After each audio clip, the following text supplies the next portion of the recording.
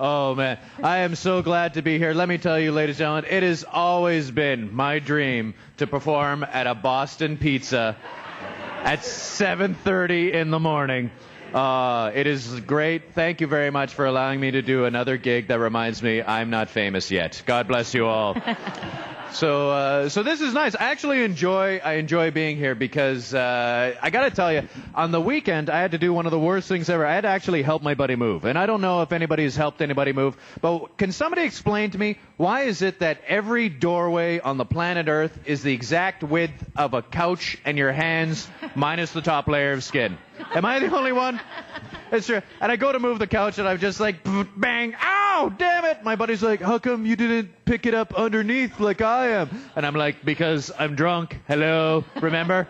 That's how you got us here in the first place, remember? It was like, do you want to help me move? No. I'll give you booze. Awesome. Because as everybody knows, Sunday morning, heavy drinking and heavy lifting, what's the worst that could happen? It's wonderful. And the best part is that if you start drinking at 8 a.m. on a Sunday and you start lifting, and then at 10 o'clock, somebody always does this. Oh, we got to drive this stuff to the other end of town, right? And that's why we have professional movers. That's right there. But the one thing that I do enjoy is that I'm married, and sorry, fellas. And I know there's always one guy. He's just like, he's the one man. He's angry. He's like, it's always the best ones. Come on. I wanted the guy who looked like Keanu Reeves if he didn't look after himself. That's me. I'm Keanu Reeves if Keanu Reeves is like, I just forget it. I've given up. But the one thing that I have to say that I love about being married, though, is that my wife and I were now trying to work on having a kid. And we try to work on having a kid. My wife and I, it's an excuse to hump all the time. That's what it is. And the thing that's weird, though, is that I'm half Palestinian. My wife is half Irish. And I know half Palestinian. If there's one person from the U.S. here, they're like, half Palestinian? Call somebody. We could get half a reward. But so my wife is, I know there are no Americans here, because if they were, I would have been shot by now. But I know, I can't wait until this goes out onto the web, and one American's like, what? None of us have guns. That's it. And the racial stereotype continues.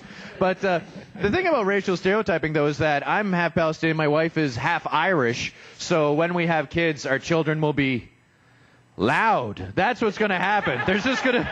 They'll yell and blow stuff up. That's what's going to happen. I have no idea why. And it's so bizarre, too, because my wife is half Irish, so we were downtown, and actually, in no word of a lie, I saw a sign in a restaurant that said, traditional Irish breakfast, $2.95. And I was like, that's a good price. So I went in to check it out, and I was like, how come it's only $2.95? And he goes, well, it's a traditional Irish breakfast. And I was like, so what is it? He goes, it's a pint of beer and a punch in the face. And I was like, oh. My wife looks at me, that is traditional. That's the way it is around the household. So my wife sounds like that. She sounds like a transvestite. And, but this is nice. This is going I'm liking it here at the Boston Pizza because this is nice. It started off like the first time I ever saw boobs. At first I was really excited, got kind of weird, then it worked out all right. And first time I ever saw boobs, I was 17 years old. Don't judge. I was 17 years old. I know it looks like these. You'd think it would be 21. But I was 17 years old, and it was weird because the girl took off her top, and in between her boobs she had a little thing of hair, which is gross. Exactly, yeah. I know. You can't cool your way out of that. You can't be like, how did you know I was a huge Star Wars fan? And baby, bring that Wookiee booby over to Daddy, because I need some... Nice. Oh, yeah. But it was weird because the hair in between her boobs went all the way straight down to her nards. And I don't... That's right, I said nards! I know some of you are like, oh, that's weird. And others are like, I think that guy made out with a dude. Remember I told my dad that story?